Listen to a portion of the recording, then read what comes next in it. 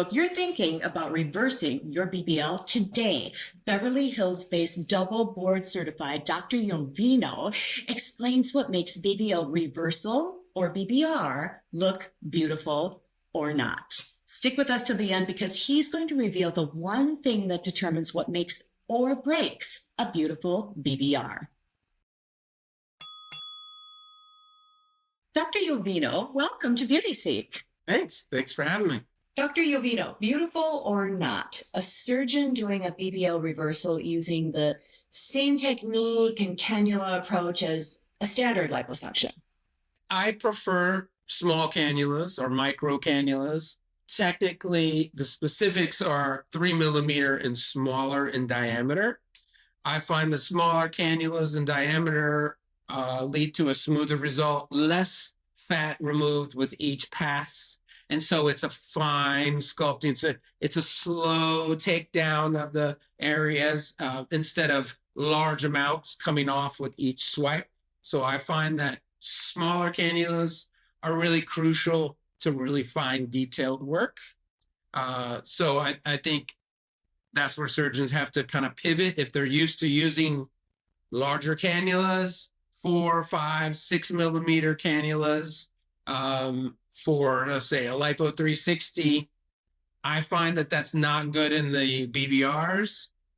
Yes, we might be taking a lot off, right? And we may talk about volumes on how much to take off. If it's a really huge buttock, should we lean into a larger cannula, more than 3 millimeters? You can. The biggest I use is a 3.5, right? And that's if they're like really huge, but still, like, I take my time and just take down things really slowly because I find that that's where you can keep things smoother. So I also find from a technique standpoint, you have to move the patient around a lot, meaning you have to have them in at least 3 different positions: on their side, on their other side, and on their stomach. And that is done to approach it from all different angles. A lot of surgeons, I think, when they're working on the butts and when they're doing a fat transfer to the butt, really the preferred position's on their stomach, right? The patients are like this, the transfer is happening, and that's fine. It's the way I transfer as well. But I find, like, to remove the fat, you really got to come at it from the side because you got to crisscross. And a lot of times the fat has been placed out into the hip dip area, which is now encroaching on to kind of the thigh, buttock zone. And to really get around that corner, it's like doing outer thighs for me. Like outer thighs, I always have the patients on their sides because it's sitting on the top and you can really work on it. It's like working on it's on the table versus like off to the side of the table. It's hard to work around the corner like that. So I like to have them in at least 3 different positions. And I think that's really important. And probably a lot of surgeons don't do that if they don't have any experience in doing removal of the butt fat. They just don't put them in these positions because I didn't do that either at the beginning, right? It was like, okay, I'll let them be on their stomach. And I just found I couldn't get around the corner. So technically, small cannulas, take your time, and put them in a bunch of different positions. I also do a tumescent technique. So I put a lot of fluid in and really fill up the buttocks to just expand it because it really frees up the fat, in my opinion, and it makes it easier for it to come out. I think it helps with a smoother technique. I think it helps minimize bruising, minimize any bleeding when you use a tumescent technique. And also focusing just on reducing the butt and hips, not trying to do other stuff, not trying to be a hero and do their arms and their back bra rolls and the thighs and the butt and trying to do all of it. It's too much. And I've met plenty of patients who have gone for a butt reduction somewhere else and they had all these other areas addressed and they found that the butt wasn't really done much. There was too much attention everywhere else. I was talking about being hyper-focused on the butt reduction and not multitasking, so to speak, into other areas. Like it needs to be undivided attention on reducing the butt and the adjacent zones to get it right. So let's talk about anesthesia for the BBRs. My practice is very unique in that all the surgeries I do are in the office under local anesthesia with some oral sedation, but no general anesthesia.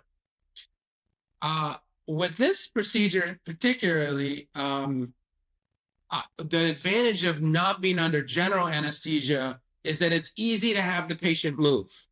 They will reposition themselves with my guidance. So they're on their side and I'll work, and then I'll have them turn all the way onto the other side, and then they'll turn and they're on their stomach with my guidance.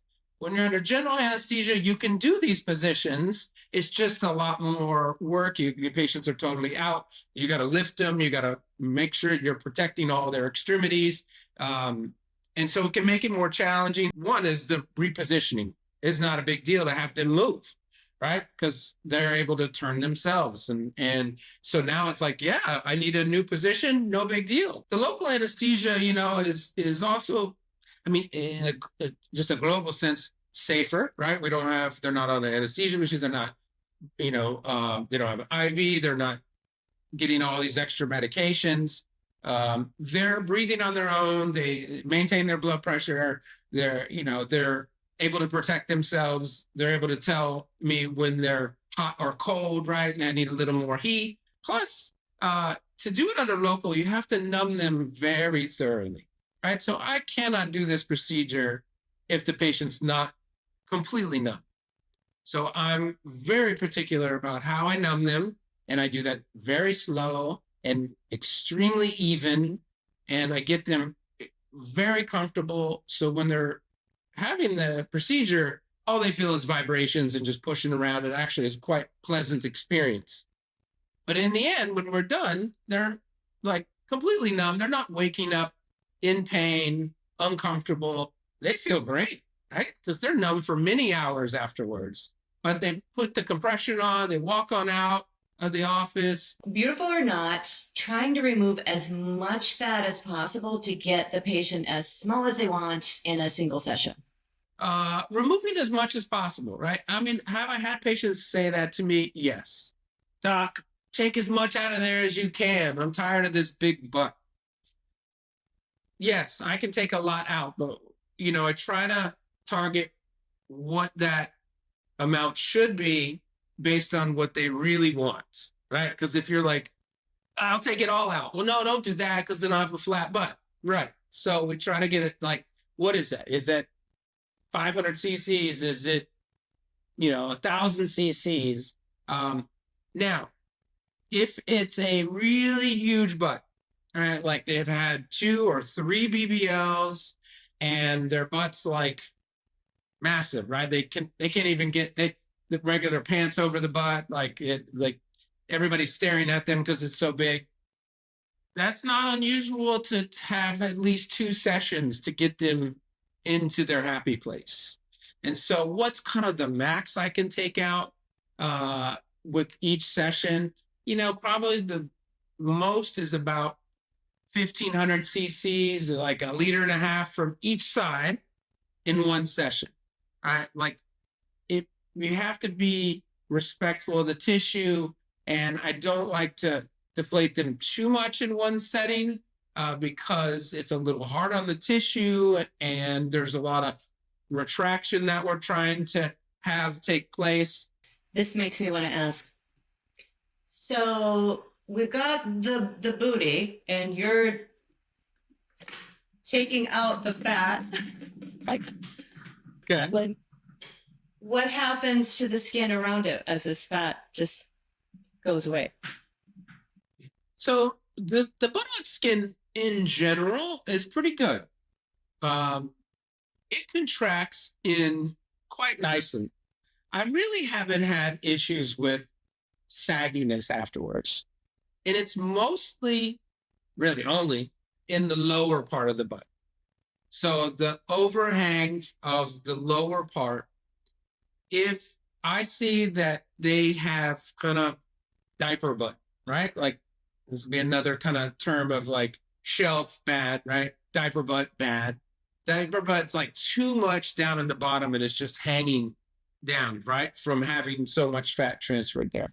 If they're coming in with that, then they're still going to have some of that in the end. But the skin does contract in, right? You take the volume out, it's like a rubber band around, a ball. Right? You make the ball smaller, rubber band's going to fit around it. If you make it so small that the rubber band like can't contract anymore, then there's going to be some looseness, right? So that is also some of the art of like taking enough to make it smaller and get them into their happy place, but not overdo it so much that they are smaller and loose. And that's where kind of the art of it comes into play. Now, people will ask, well, can't you tighten it with some lasers and devices and all that stuff? And yes, there's devices out there. I don't find that they work great. The lower part, if they're like, I want to improve my crease, there is some looseness to it, then that's where like skin excisions come into play, like removing some skin from around the butt or the back of the upper thigh. I don't do those procedures, but it is a possibility, and I will bring it up to them if they're like, hey, I'd love to have my skin lifted here or this tucked in. I'm like, well, then you're going to have to lean into skin removal potentially, but that would come after we remove some fat and see how you like it. And not, vast majority of patients like it just with the fat removal. Beautiful or not, focusing on the buttock itself during a reversal without necessarily touching the fat that extends up or down on the outer hips or the side. Yeah. So, I mean, like I was saying before, a hyper focus on the butt and the adjacent areas, wherever it's too full from the fat transfer.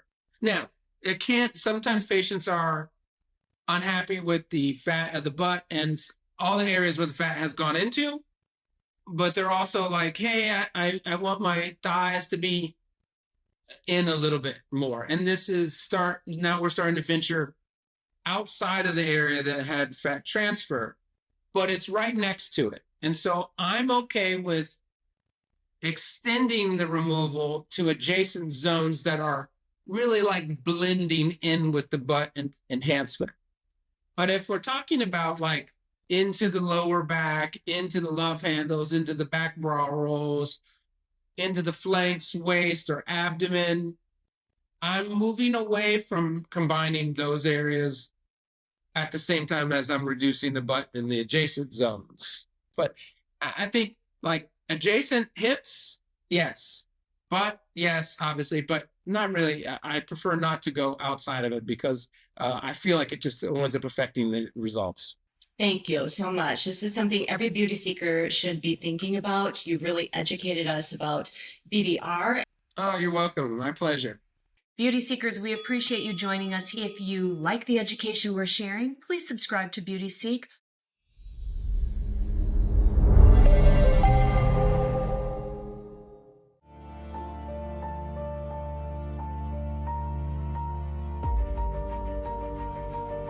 If there is some hanging skin, well, usually that is only addressed by skin removal, and that's a little challenging in the buttocks or around the buttocks.